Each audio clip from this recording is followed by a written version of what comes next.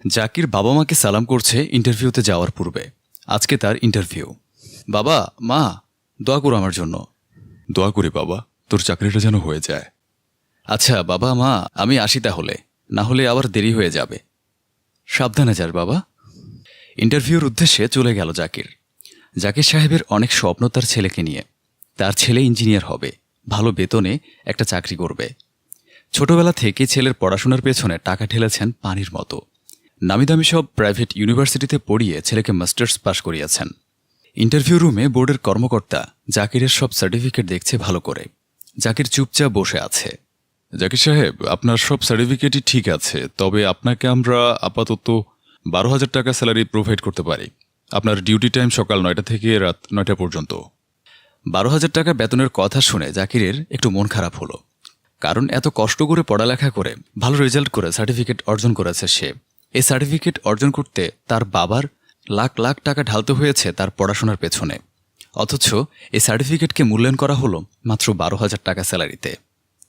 ধন্যবাদ স্যার, আপনার মূল্যবান সময় নষ্ট করেছি। আসলে আপনাদের এই জবটা আমার জন্য না, আপনি অন্য কাউকে অ্যাপয়েন্টমেন্ট দিয়ে দিন বলে জাকির ইন্টারভিউ রুম থেকে বের হয়ে চলে গেল। বাসায় ফেরার সাথে সাথে বাবা মা ছেলেকে ঘিরে ধরল। কিরে জাকির, চাকরি হয়েছে? কবে জয়েন করছিস? বাবা চাকরি তো হয়েছে, কিন্তু তারা 12,000 টাকার বেশি স্যালারি দিতে পারবে না, তাই রিজেক্ট করে চলে এসেছি। জাকিরের মুখে কথা শোনার সাথে সাথেই আজমল সাহেব ছেলের উপরে ক্ষিপ্ত হয়ে বললেন, আমি জানতাম তোর পেছনে লাখ লাখ টাকা খরচ করাই আমার উচিত হয়নি। 10-12 হাজার টাকা বেতনের চাকরি ছাড়া তোর কপালে আর চাকরি জুটে না। এই নিয়ে 13তম ইন্টারভিউ গেল তোর। আর কতকাল বেকার থাকবি? আর আমাকে মানুষের কাছে কত ছোট করবি? রাস্তা দিয়ে হেঁটে যাওয়ার সময় মানুষ আমাকে জিজ্ঞেস করে, আপনার ছেলে এত বড় হয়েছে, এখনও কেন চাকরি করে না? কোনো উত্তর আমি খুঁজে পাই না, চুপ করে থাকি। রাগে আজমল সাহেব তার নিজের রুম থেকে চলে গেলেন। বাবার মুখে এরকম কথা শুনে কিছুটা মন খারাপ হলো জাকিরের। তার মা তাকে কিছুটা সান্ত্বনা দিলেও সেদিকে তার মনোযোগ নেই। সেও তার রুমে চলে গেল। কিছুদিন পর প্রয়াত বন্ধুর কন্যা শিলাকে নিজের ঘরে বউ করার সিদ্ধান্ত নিলেন আজমল সাহেব। তাই মেয়েকে দেখে পছন্দ করে আসার জন্য জাকিরকে কন্যার বাড়িতে পাঠালেন। কন্যার মা বিউটি বেগম তার মেয়ে শিলাকে নিয়ে বসে বসে জাকিরের সাথে কথা বলছে। জাকির শিলাকে দেখে খুবই পছন্দ করে, অনেক রূপবতী সে। তা বাবা, তুমি বর্তমানে কি চাকরি করছো? জি আন্টি, আমি বর্তমানে কোনো চাকরি করছি না, তবে ভালো চাকরির জন্য ইন্টারভিউ দিচ্ছি, আশা করছি পেয়ে যাব। কি বলো তুমি, এখনো ইন্টারভিউ দিয়ে যাচ্ছ? আমি যতদূর জানি তুমি অনেক পড়ালেখা করেছো। আমি ভেবেছিলাম হয়তো কোনো নামিদামি কোম্পানিতে কাজ করছো মনে হয়। তোমার কাছে মেয়ে দিলে তুমি তার ভরণ পোষণ করবে কিভাবে? না না, এরকম অনিশ্চয়তার মধ্যে আমার মেয়েকে আমি ফেলতে যাচ্ছি না। তুমি এবার আসতে পারো, তোমার বাবার সাথে আমি ফোনে কথা বলবো। বিউটি বেগমের মুখে এ ধরনের কথা শুনে জাকিরের মন খারাপ হয়ে গেল। মাথা নিচু করে সে চলে গেল। নিজ বাসায় ঢুকতেই জাকির দেখল তার বাবা রাগী ভাবমূর্তি নিয়ে সোফায় বসে আছে, আর তার পাশে নীরবে তার মা বসে আছে। জাকিরের আর বুঝতে বাকি রইল না যে সে বাসায় পৌঁছানোর পূর্বে বিউটি বেগমের ফোন তার বাবার কাছে চলে এসেছে। জাকিরকে দেখেই আজমল সাহেব বলে উঠল, এই যে আমার নবাবজাদা এসে পড়েছেন, যার পেছনে লাখ লাখ টাকা খরচ করেছি এ যাবত আমি, কিন্তু আমার সেই সব টাকা পানিতে চলে গেছে। এই অকর্মা অপদার্থ কুলাঙ্কারকে দিয়ে কোনো কিছু আশা করা উচিত না। এর ভাগ্যে না আছে চাকরি আর না আছে বিয়ে, আমার ঘাড়ে বসে বসে শুধু অন্ন নষ্ট করবে। এতক্ষণ বাবার কথা নীরবেই শুনে যাচ্ছিল জাকির, কিন্তু তার ধৈর্যের বাদ যেন এবার আর মানল না। তাই তার বাবাকে উদ্দেশ্য করে সে বলল, শোনো বাবা, যে দেশে 17 বছর পড়ালেখা করে চাকরির পাট চুকিয়ে চাকরির আবেদন করতে গিয়ে বেকার যুবক শুনে অভিজ্ঞতা ছাড়া চাকরি দেয়া হয় না, তখন প্রশ্ন জাগে আসলে 17 বছর ওয়ার্কশপে কাজ শিখলেই তো হতো। যে দেশে পাশ করার পর 4 বছরের মধ্যে বিয়ে করতে গেলে পাত্রীর মা প্রতিষ্ঠিত পাত্রের দোহাই দিয়ে বিদায় করে দেয়, সেখানেও প্রশ্ন আসে 17 বছর তো পড়ালেখা না করে ব্যবসার চিন্তা করলেই হতো, কাড়ি কাড়ি টাকা থাকতো। এদেশে কি সার্টিফিকেট আর 2 টাকার পুরানো নোটের মধ্যে আদৌ কি কোনো পার্থক্য থাকছে? 17 বছর পড়াশোনা করে যদি 12,000 টাকা বেতনে সকাল 9টা থেকে রাত 9টা ডিউটির অফার আসে, তাহলে নামের আগে ওই ইঞ্জিনিয়ার গ্র্যাজুয়েট শব্দের দরকার কি বলো?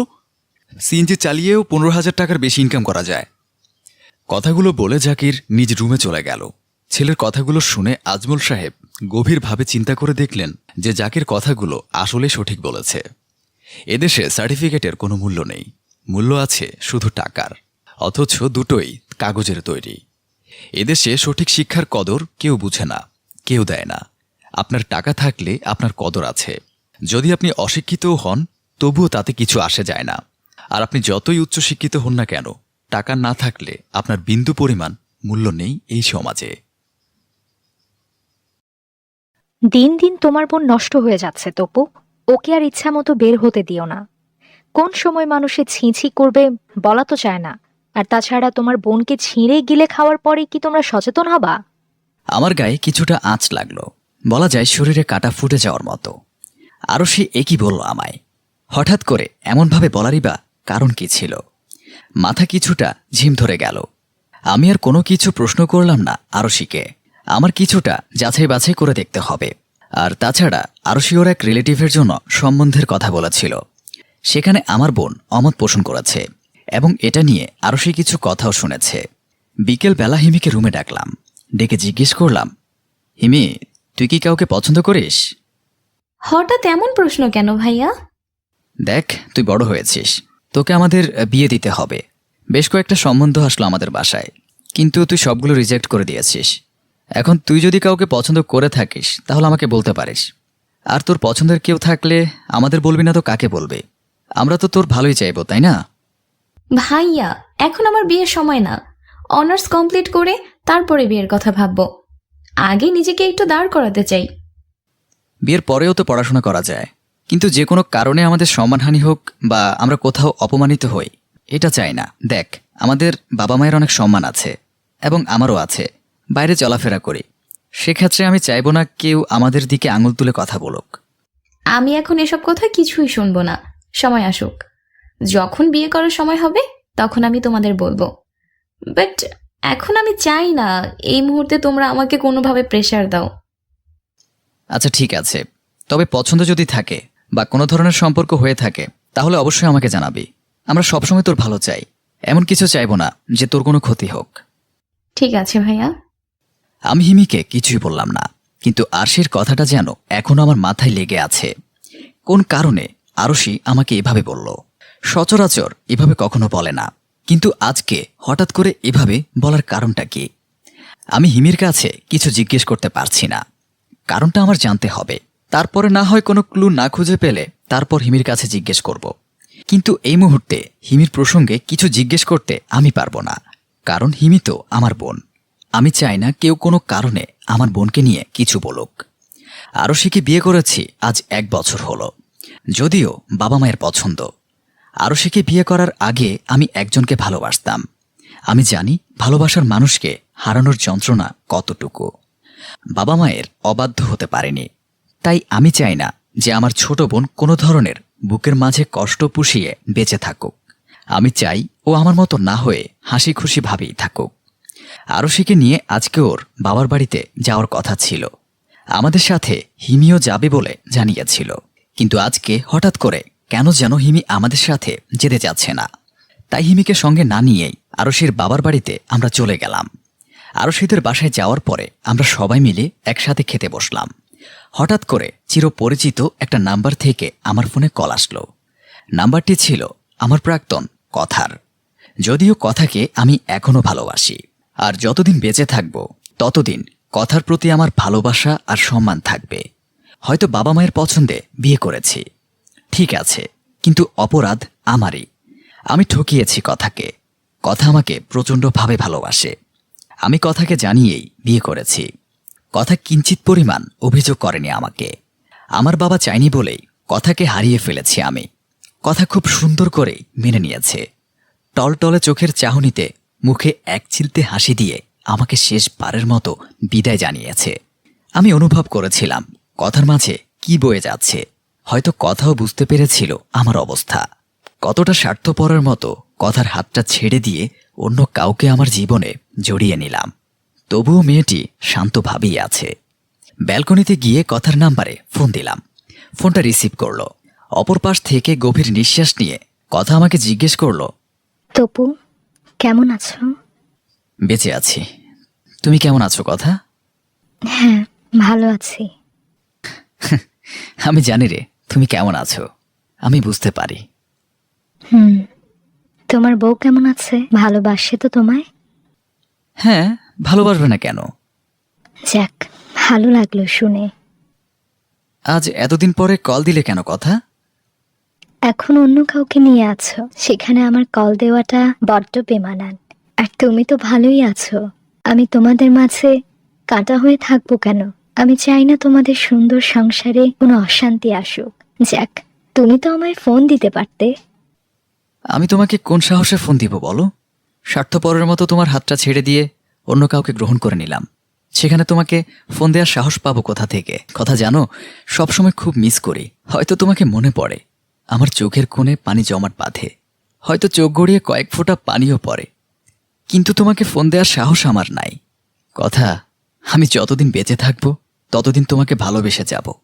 তোমাকে আমার খুব মনে পড়বে, কিন্তু আমি তোমাকে আমার জীবন থেকে একেবারে হারিয়ে ফেললাম। আমার মাঝে মাঝে মনে হয় যে আমার হয়তো বেঁচে থাকার কোনো অধিকার নেই, যে আমি ভালোবাসার মানুষটিকে আমার জীবনে গ্রহণ করতে পারলাম না।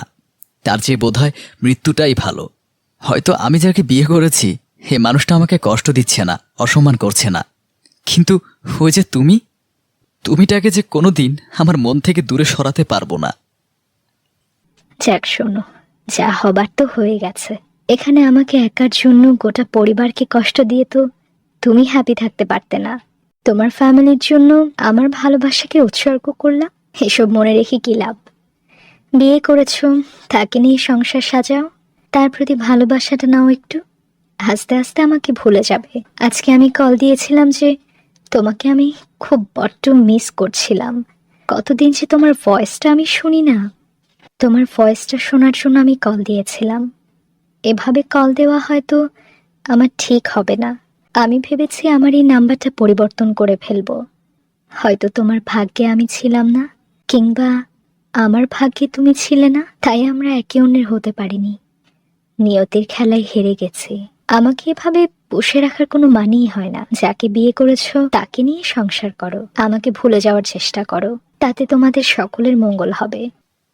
এই বলে কথা ফোনটা কেটে দিল। আমি চুপচাপ আবার রুমে চলে গেলাম। পরদিন অফিস শেষে বাসায় ফিরলাম। আসার সাথে সাথেই আজকে আবারও আরশি হিমির ব্যাপারে কথা তুলেছে। তপু তুমি কেমন ভাই? হ্যাঁ, পারলে না নিজের বোনকে ভালো বানাতে? তোমার বোনের নোংরামি ভিডিও ভাইরাল হলে সহ্য করতে পারবে? তোমার বোন নোংরামি ভিডিও দিচ্ছে ওর বয়ফ্রেন্ডকে, তুমি ওর ভাই না হলে আমি তোমাকে দেখাতাম। এটা শুনেই আমি অবাক হয়ে গেলাম। হিমি এমন ধরনের মেয়ে নয়। আমি হিমিকে ডাক দিলাম। হিমি আসার পরে হিমিকে জিজ্ঞেস করলাম, কিরে হিমি, যা শুনলাম তা কি সত্যি? হিমি ভয়ে চুপচাপ মাথা নিচু করে আছে, কিছুই বলছে না। আমি হিমিকে নিজের রুমে নিয়ে গেলাম। হিমির হাত দুটো ধরে বললাম, দেখ, তুই আমাকে নির্ভয়ে বলতে পারিস, আমি তোর ভাই। কি হয়েছে আমাকে বল। হিমি ভয়ে ভয়ে আমাকে বলল, আসলে ভাইয়া, ভাবির ভাইয়ের সাথে কথা বলতে বলতে একটা সম্পর্ক তৈরি হয়ে গিয়েছিল। প্রচণ্ড পরিমাণে ঘনিষ্ঠ সম্পর্ক তৈরি হয়। একদিন জানতে পারি যে সে বিভিন্ন মেয়েদের সাথে ঘনিষ্ঠ সম্পর্কে জড়িত হয়েছে। তারপর আমি তার সাথে সম্পর্ক নষ্ট করি এবং সে ক্ষিপ্ত হয়ে তাকে দেওয়া আমার সব ব্যক্তিগত ছবি দিয়ে সে আমাকে ব্ল্যাকমেল করতে থাকে। বোনের মুখে এমন কথা শুনতে পেরে আমি বুঝে যাই যে কোন পরিস্থিতিতে পড়ে আমার বোন নীরব হয়েছিল। ব্যাপারটা যখন আমি আরশিকে জানাই, আরশি তখন মাথা নিচু করে থাকে তার ভাইয়ের কৃতকর্মের জন্য, এবং সে ফোন দিয়ে তার বাড়িতে সব জানালে তারা ব্যবস্থা গ্রহণ করে। আমাদের সমাজে এমন কর্মকাণ্ড প্রতিনিয়ত সংগঠিত হচ্ছে। এটাকে বলে পারিবারিক অপরাধ। সময় থাকতে যাচাই বাছাই করে সচেতন হওয়া উচিত। ড্রয়িং রুমে বসে টিভি দেখছে রিহান। তখন স্ত্রী সানিতে গিয়ে বলল, এই শোনো, দুবার তো ভার্সিটিতে চান্স হয়েছে, ঢাকায় শিফট করবে, তাই আমি বলে দিয়েছি আমার বাসাতেই থাকতে। শুধু শুধু বাহিরে একা থাকার কি দরকার বলো? হ্যাঁ, ঠিকই কাজ করেছো। আমরা দুইজন মাত্র মানুষ থাকি, তোমার আপন কেউ আসলে যদি তোমার ভালো লাগে তাহলে আসুক। সানিতা খুবই খুশি হয়ে যায়, স্বামীর হাত ধরে তাকে ধন্যবাদ জানালো। তারপর সে চলে গেল। দুদিন পরই তার ছোট বোন তুবা চলে এলো। কলিং বেল বাজতেই দরজা খুলে দিল রিহান। তুবাকে দেখে সে অবাক হয়ে গেল, কারণ এই প্রথম তুবাকে সে বাস্তবে দেখছে। আসসালামু আলাইকুম ভাইয়া, কেমন আছেন? বিষয় কাটিয়ে উঠে রিহান জবাব দিল, বেশ ভালোই, তুমি? তাদের কথার মাঝেই সানিতে আসলো। এসেই পড়েছিস? এত লেট হলো কেন? রাস্তায় কোনো ঝামেলা হয়নি তো? তুবা বড় বোনকে জড়িয়ে ধরে বলল, আপু একটু শান্ত হ, ঢাকার রাস্তায় জ্যাম কেমন সেটা বুঝি জানো না, তাই একটু দেরি হলো, কিন্তু কোনো সমস্যাই হয়নি। তুমি আর চিন্তা করো না, এখন বলো কেমন আছো? আমি তো ভালোই আছি। তুই? বাসার সবাই কেমন আছে? সবাই ভালো আছে। মা তোমাকে খুব মিস করে রে আপু।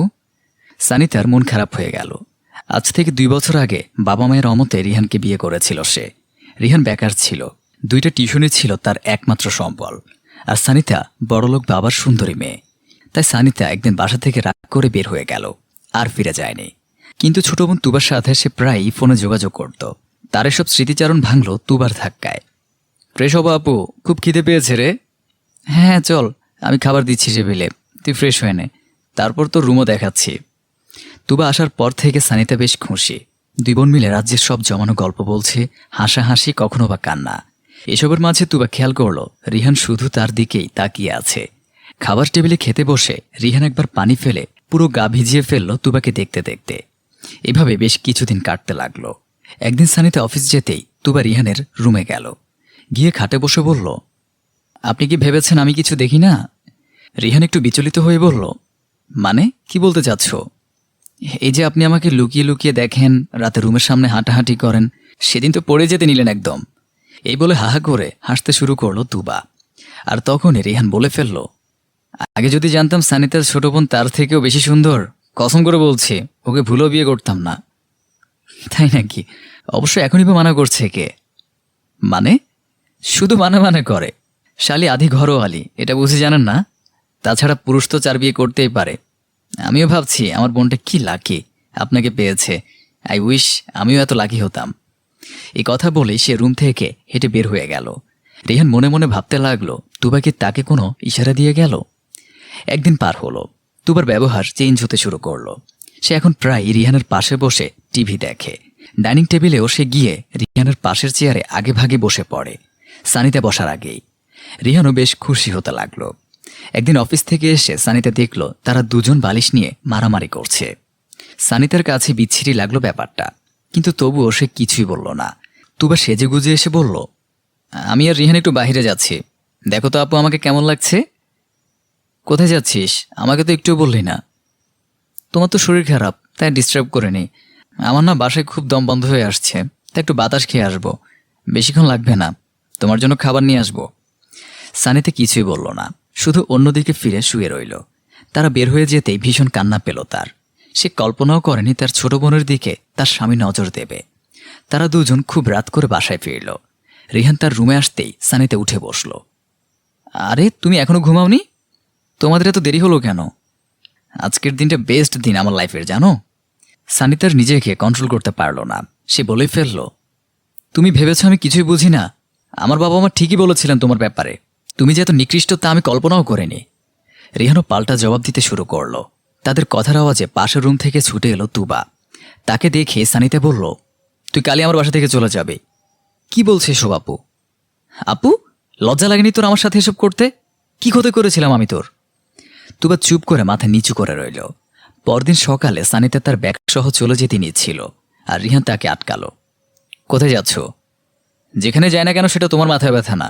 যেখানে ভরসা নেই, ভালোবাসা নেই, সব শুধু প্রতারণা, এরকম নিকৃষ্ট কারোর সাথে এক মুহূর্ত আর এক ছাদের নিচে থাকা সম্ভব না। তারপরে সানিতা চলে গেল বাসা থেকে। কিছুক্ষণ পর তুবাও রেডি হলো চলে যাওয়ার জন্য। রিহান অনেক চেষ্টা করলো তাকে আটকানোর। তুমি যেও না প্লিজ, আমি কিভাবে বাঁচবো? আমরা বিয়ে করে নেই, চলো। না, আমি রাত অনেক ভেবেছি, আমি আসলে ভুল করে ফেলেছি, আর ভুল করতে চাই না। আপনি আমার বোনের সাথে অনেক অন্যায় করেছেন। এসব বলে তুবাও চলে গেল। 2 দিন পর রিহানের কাছে কল আসলো এক অফিস কলিগের। সে যে কোম্পানিতে চাকরি করে সেখান থেকে তার বিরুদ্ধে মামলা করা হয়েছে টাকা চুরির, কারণ সে যে হিসাব দেখিয়েছে তা ভুল। তার চাকরি তো গেছেই, সাথে জেলও খাটতে হবে। তার মাথায় যেন আকাশ ভেঙে পড়ল। রিহান বুঝতে পারল তার পাপের শাস্তি সে পেতে চলেছে। সে সানিতার কাছে কিভাবে ক্ষমা চাইবে ভেবে পেল না, তাই সে টেক্সট লিখে পাঠালো, আমাকে পারলে ক্ষমা করে দিও। তুমি লাইফ থেকে যেতে না যেতেই শাস্তি শুরু হয়ে গেছে। অফিস থেকে মামলা হয়েছে, জেলে যেতেই হবে, হয়তো সেখানে বাকি জীবন কাটাবো। তোমার পক্ষের শাস্তি আল্লাহ আমাকে দিয়ে দিচ্ছেন। একজন ভালো লাইফ পার্টনার হতে পারেনি, তবে দোয়া রইল তুমি সুখী হও। সে টেক্সট দেখার পর সানিতার চোখ ভিজে এলো। সে স্বস্তিও পেল অপরাধীর শাস্তি হতে দেখে। পরকীয়া একটি ক্ষমার অযোগ্য অপরাধ। স্বামী স্ত্রীর সম্পর্ক একটি পবিত্র বন্ধন।